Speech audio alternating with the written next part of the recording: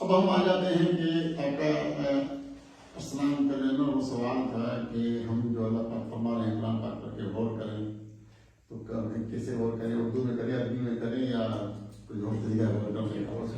زبردست بات ہے. اور جو آپ نے کہا کہ یہ نبی کے 1,24,000 پیغمبر آئے ہیں اور نبی پیغمبر رسول یہ ایک ہی ہیں، الگ الگ ہیں، لیکن میں فرق ہوتا ہے.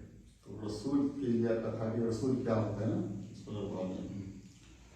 اس طرح آپ نے کہا کہ یہ جو آتے ہیں کل سبھی نشانی یہ کیا چیز ہے، اس کے اندر جو ہے وہ اس پر ہم آ جاتے ہیں. پھر صحابہ کی شان جاتی ہے.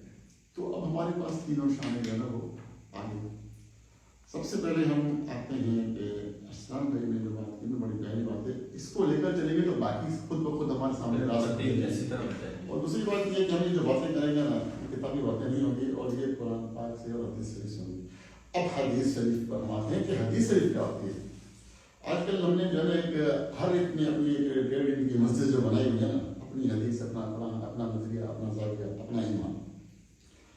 تو حدیث جو ہے، اب حضرت امام جعفر صادق علیہ السلام نے فرمایا کہ جو حدیث قرآن کے متضاد ہو وہ ہمارے گھر کی سنت نہیں ہوتی، ہماری روایت نہیں ہوتی، ہماری تحریر نہیں ہوتی، ہمارا ذکر نہیں ہوتا، وہ کسی اور کا کہا ہوگا.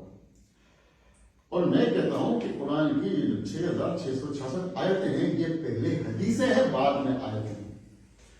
اب حدیث اور آیت میں فرق کیا ہوتا ہے؟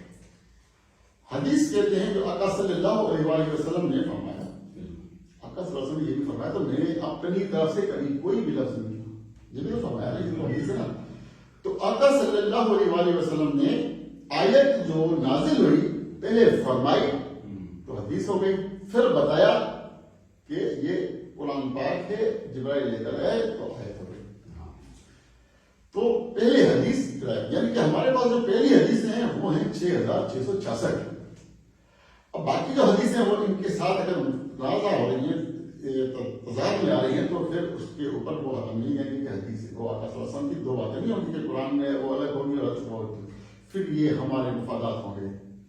ہم نے جو ہے نا اپنی طرف اس کو کھڑا ہوگا اپنے لیے جو ہے نا زاویہ بنایا جو نفع حاصل کرنے کے لیے. ہوا یہ مزہ یہ آپ تاریخ میں جب جاتے ہیں تو اتنا بھی مطالعہ تو نہیں کہ شرم آتا ہے خدا کی قسم پڑھ کر کے کہ اس سے عمدہ کردار کو مسخ کر دیا گیا ہے، اور ایک نئے نئے کردار جو ہے بادشاہوں کی خوشامد کے لیے وہ کر دیے گئے اور اسی سے رقم دیے گئے جن کی کوئی اہمیت نہیں ہوتی. ان کو صرف ہو جاتا ہے اس کو ایک دن کا روپ پیش کیا جاتا ہے. اب آتے ہیں سوال کی طرف، غور کریں قرآن پر. غور ہم نہیں کرتے، کوئی روکتا ہے ہمیں، پتہ نہیں کیوں روکتا ہے. سمجھ میں بات جاتی ہے کہ آخر اس کا اس میں کیا مفاد ہوتا ہے کہ وہ ہمیں روکتا ہے. اللہ کی رائے کی اس کتاب کو میں نے تمہارے لیے آسان کر دیا ہے، بس غور کرو.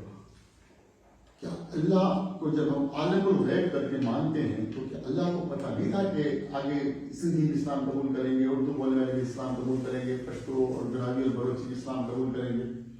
تو ان کو بھی کیا سمجھ میں آئے گی؟ اللہ جب عالم الغیب ہے ان کو پتا تھا، تبھی تو کہا کہ میں نے اس کتاب کو تمہارے لیے آسان کر دیا ہے، بس غور کرو. جب اللہ نے غور کرنے کے لیے ہمیں آسان کر کے دیے تو یہ تو اللہ کا اختیار ہے نا. جس کی نفاذ اللہ کے یعنی اس قرآن کی میں نے اس کو آسان کر دیا ایک واضح دلیل ہے. قرآن پاک میں 6,666 آیتیں ہیں. اب ان میں جو حروف استعمال کیے گئے ہیں ان سب کا ایک مجموعہ کر کے جو تعداد اس کے حروف کی بنتی ہے اس میں اب کسی بھی زبان کے اتنے حروف کی آپ جو ہے نا ایک سینٹینس جو ہے اس کے جملے بنا کر آپ لے آئیں. اب کوئی کر کے دکھا کوئی یاد نہیں کر سکتا ہے، وہ بلا شک اس کی اپنی زبان میں ہو پھر وہ یاد نہیں کر سکتا اس کو، جس طرح ہمارا حافظ قرآن کو ریڈ کرتا ہے.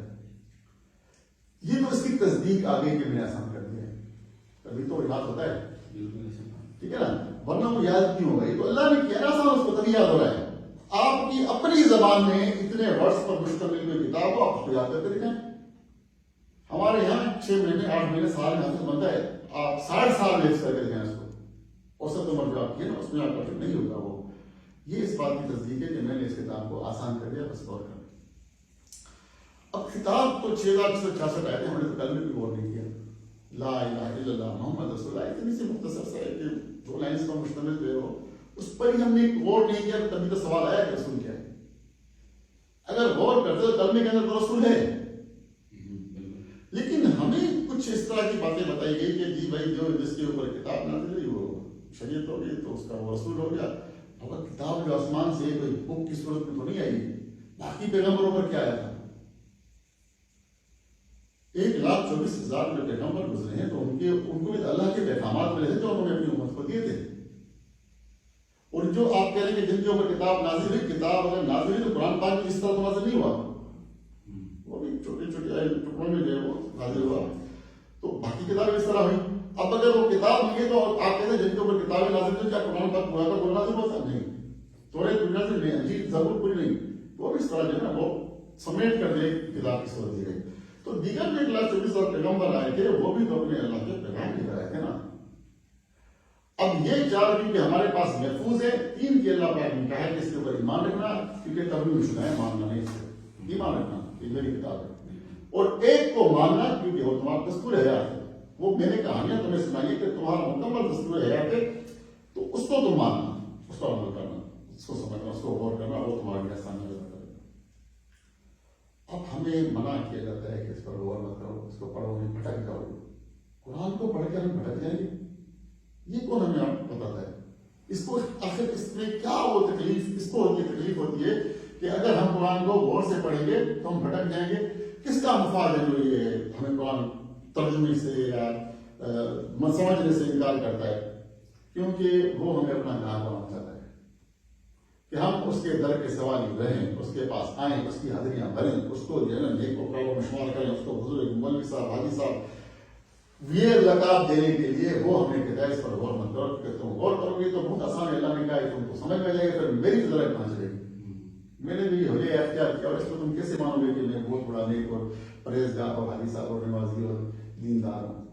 تو یہ اپنی دکان کی پروڈکٹ کے تحفظ میں آپ کو روکتا ہے کہ آپ جو ہے اس پر غور مت کرو جبکہ اللہ کی طرح غور کرو. اب جو اللہ کے متضاد پہ الہی آپشن آپ کو روکتا ہے تو اس کا مطلب وہاں سے آپ کو کوئی بھی معلومات نہیں ملے گا، وہاں سے گمراہی ملے گا جو آپ کو روکتا ہے.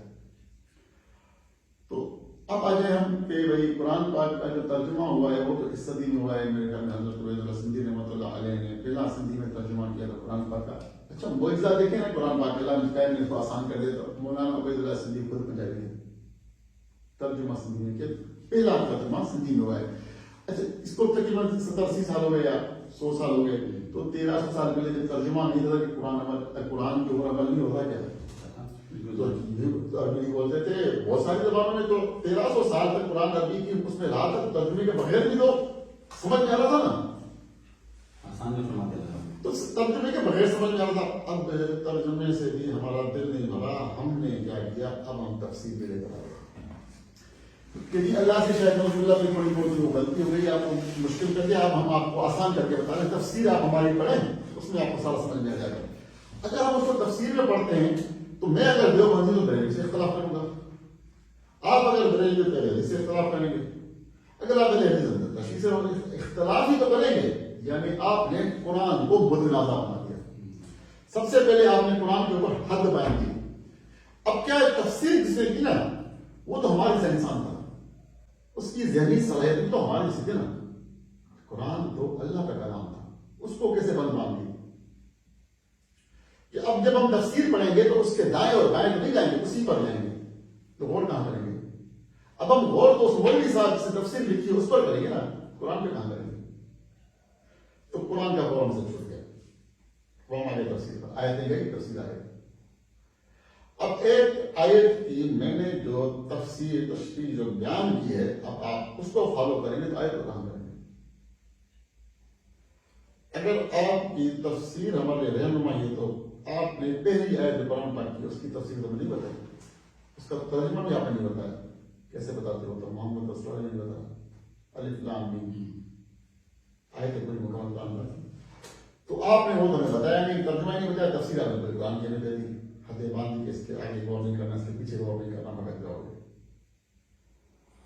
تو میں کہتا ہوں کہ بھائی جو قرآن ہے نا یہ اللہ پاک نے ایک دستور حیات جو کہانیوں پر مشتمل ہے، اور وہ مکمل آپ کی زندگیاں جو آدم علیہ السلام سے لے کر قیامت والے روز مرنے والے آخری بشر تک جو ہے نا ہر ایک کی زندگی کی مکمل اس کے اندر ترتیب ہے کہ وہ ایک چھوٹی سی ہم مثال یوٹیوب کی ہم دیتے ہیں کہ یوٹیوب کی ایک ویڈیو ہم ڈاؤن لوڈ کرتے ہیں. اب انٹرنیٹ دیکھنے والے دنیا میں جتنے بھی لوگ ہیں سب اس ویڈیو کو کھولیں تو ہر ایک کے پاس الگ الگ سے کھلے گی جو جہاں سے کھلے گا. تو یہ ایک ویڈیو جب اتنی انسان کی بنائی ہوئی ایک سافٹ ویئر جو ہے وہ اگر 20 لاکھ لوگ کھولتے ہیں تو 20 سیکنڈ کی ویڈیو جو ہے 20 لاکھ مرتبہ الگ جگہ ہوتی ہے. جب انسان ایسا وہ سسٹم بنا سکتا ہے تو اللہ کا کلام جو اللہ نے بنایا ہے تو وہ کیا ہوگا کہ آپ جو بھی کہانی سنیں گے بنی اسرائیل کی سنیں گے, سمجھ کی سنیں گے, آپ کی سنیں گے, ابراہیم علیہ السلام کی سنیں گے, اس کے اندر آپ کو اپنی کہانی ملے گی. وہ آپ کی نجات کا راستہ ہوگا اس دنیا کی غلازتوں سے نکل کر ایک اچھے جہنم میں جانے کے لیے, جہاں آپ کی جنت منتظر ہے, جہاں آپ کی رضا الہی منتظر ہے, جہاں آپ کی دیدار مصطفیٰ. ہم لوگ بھی کہتا ہوں کہ ہم لوگ یہ سب باتوں کو مانتے نہیں ہیں. جب مانتے تو ہم جب اپنے پیسے دے کر ایک پرائز بانڈ لے کر آتے ہیں تو اس کے انعام کے امیدوار رہتے ہیں اور یہاں جنت کو ٹھکرا دیتے ہیں. گناہ کرتے ہیں, اب گناہ کرتے جنت کو ٹھکراتے ہیں نا, مانتے نہیں ہیں ورنہ کون ٹھکرائے گا جنت کو. آپ کا ایک پرائز بانڈ جو ہے نا وہ بھائی آپ کو یقین ہو کہ آپ کو بھائی یہ ملے گا, آپ اس کی حفاظت کیسے کرو گے؟ آپ کے پاس ایک پرائز بانڈ ہے, آپ نے 50,000 40,000 روپئے کا پرائز بانڈ لیا, اس پر 5 کروڑ روپئے کا آپ کا انعام لگے گا. اب آپ کو پتا ہے کہ انعام لگے گا, اب اس پرائز بانڈ کی حفاظت کیسے کرو گے؟ جب تک اس کا ٹائم نہیں آئے گا, نیند نہیں آئے گی. اگر آپ کا جنت یقین ہو آپ موت کا انتظار کرتے ہیں, آپ موت کے منتظر ہوتے ہیں کب آئے گی میں جنت جانے کے لیے, پرائز بانڈ کب کھلے گا, میں 5 کروڑ روپئے میں جانا ہے. تو جس طرح آپ کو یقین تھا کہ میں انعام مجھے ملے گا, 5 کروڑ روپئے لے کر آؤں گا, 30 دن کے بعد پرائز بانڈ کھلے گا اور میں 5 کروڑ روپئے لے کر پڑھوں گا, تو آپ ایک ایک لمحہ اس کا انتظار کرتے ہیں.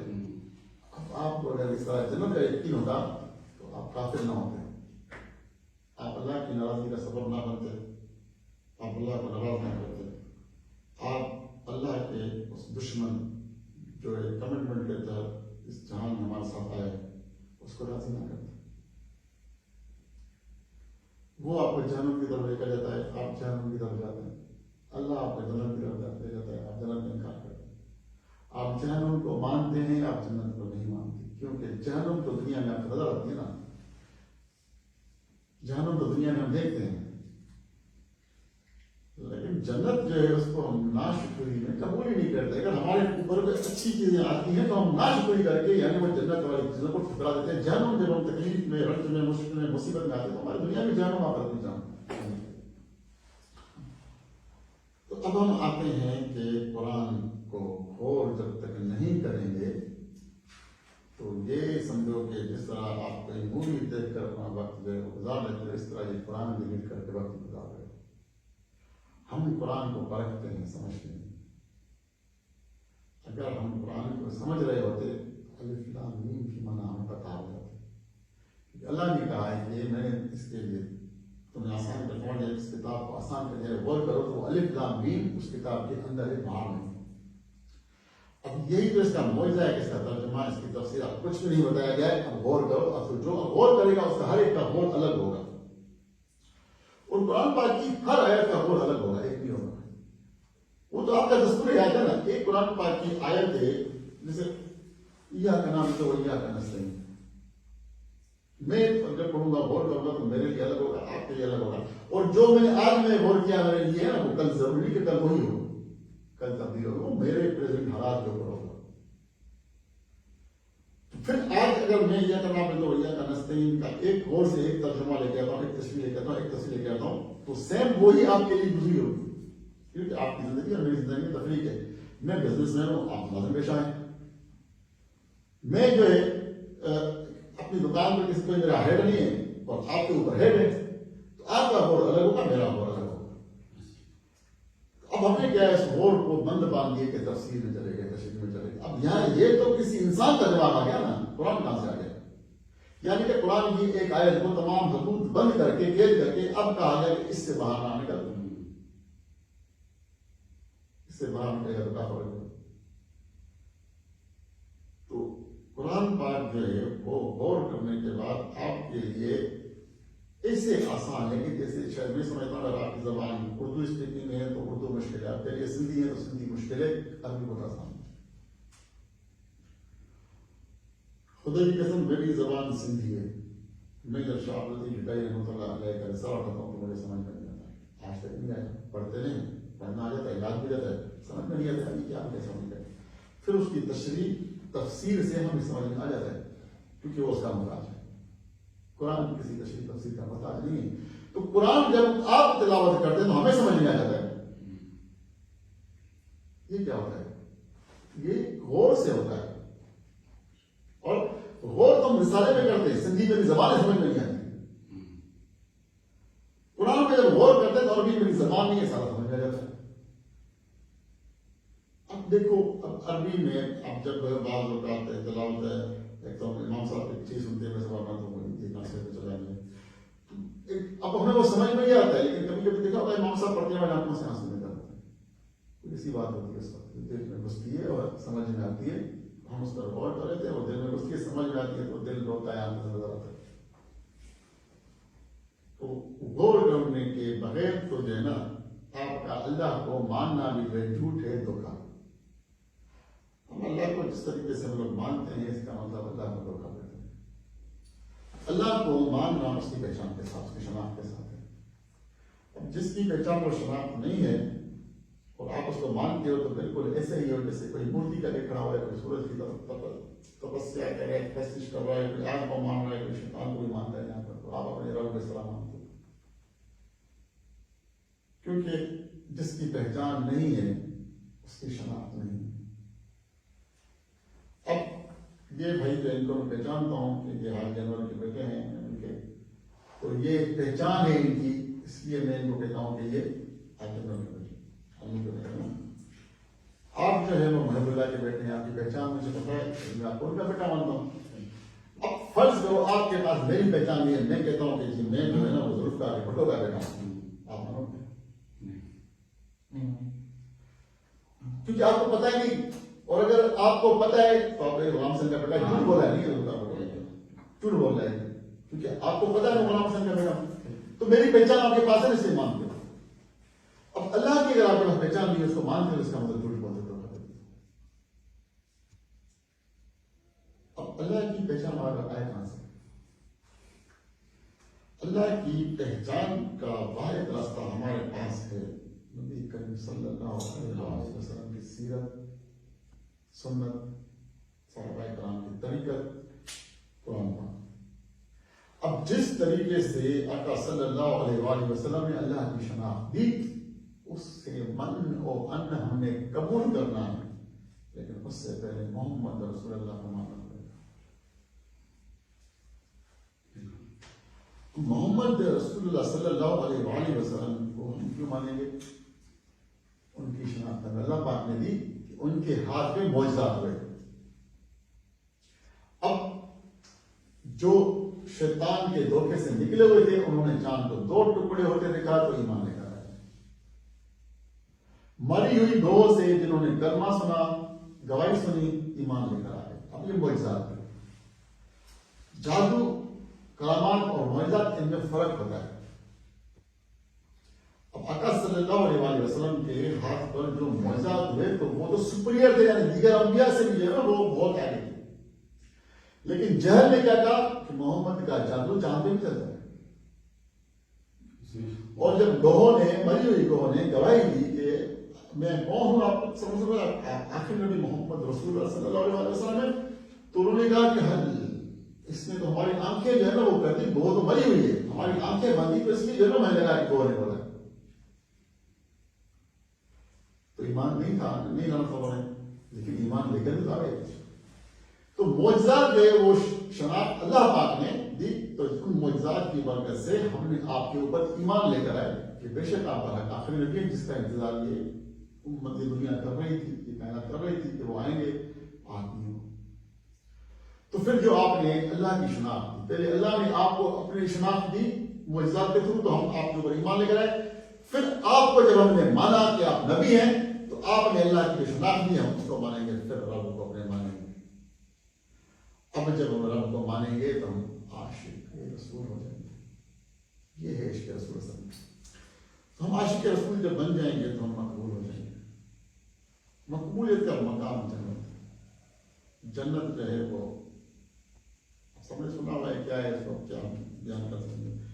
تو یہاں پر ہم آگے ہی سارا غور سے ہوا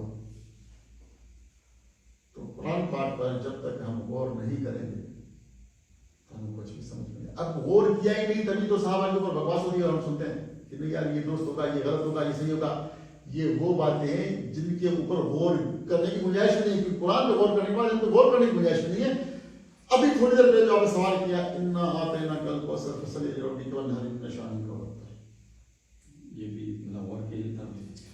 ابھی قرآن کی یہ پوری صورت ہے نا, اس پہ غور کرے ساری بات سمجھ میں آتی ہے. جو لوگ صحابہ کرام کے لیے بکواس کرتے ہیں ان کے اوپر سیدھے لعنت پڑے کہ اللہ کے قرآن کا انکار کرتے ہیں.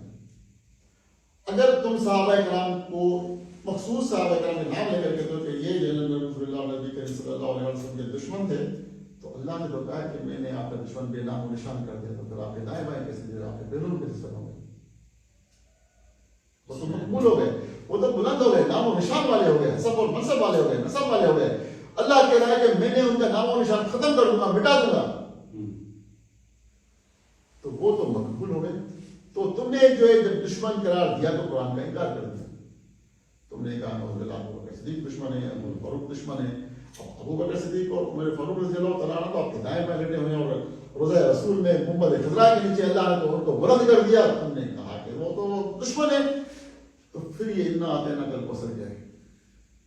تم نہیں مانا, تم نے قرآن کو نہیں مانا. مانتے ہو کبھی نہ ہوتے تھے ابو بکر دشمن ہے اور عمر دشمن ہے, کبھی نہ ہوتے, کیونکہ اللہ کہہ رہا ہے کہ میں آپ کے دشمن کو کا نام و نشان مٹا دوں گا, بے نام و نشان ہوگا. انا آتینا کل کوثر,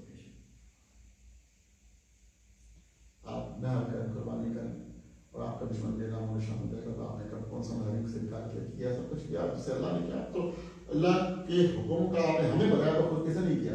اب اگر کوئی نہیں مانتا صحابہ کو دشمن قرار دیتا ہے, خاص وہ صدیق رضی اللہ تعالیٰ عنہ اور حضرت عمر فاروق رضی اللہ تعالیٰ عنہ کے لیے اگر ہم کہیں گے دلیل جو ہے اپنے واضح قرآن کو پڑھتی ہے, ان دو کے لیے اگر آپ کہتے ہیں, کیونکہ باقی کے لیے کوئی کہتے ہیں, ان دو کے لیے کہتے ہیں, تو اب ان دو کو تو اللہ پاک نے مقبول کر دیا, بلند کر دیا. روضہ رسول میں گنبد خضرا کے سامنے آقا صلی اللہ علیہ وسلم کے پہلو میں دائیں اور بائیں آپ کو سلا دیا قیامت تک کے لیے. تو آپ تو بلند ہو گئے, اللہ تو کہہ رہا ہے کہ میں نام و نشان مٹا دوں گا.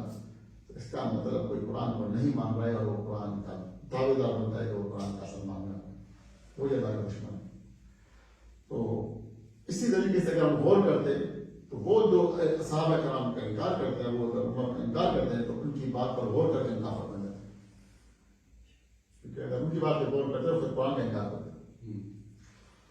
تو اب قرآن پر غور کریں گے تو سب کچھ سمجھ میں آ جائے گا. اور یہ دنیا کے سارے راز سمجھ میں آئیں گے. یہ تو بہت جو ہے نا معمولی سی دنیا ہے, آپ کے بڑے بڑے راز ہیں, تو بہت ساری باتیں وہ مولا کائنات حضرت علی علیہ السلام نے فرمایا وہ سوال پوچھے نہیں گئے جن کے جواب نہیں دے سکتا. اس ارمان آپ کو رہے گا کہ یہ سوال نہیں پوچھیں گے.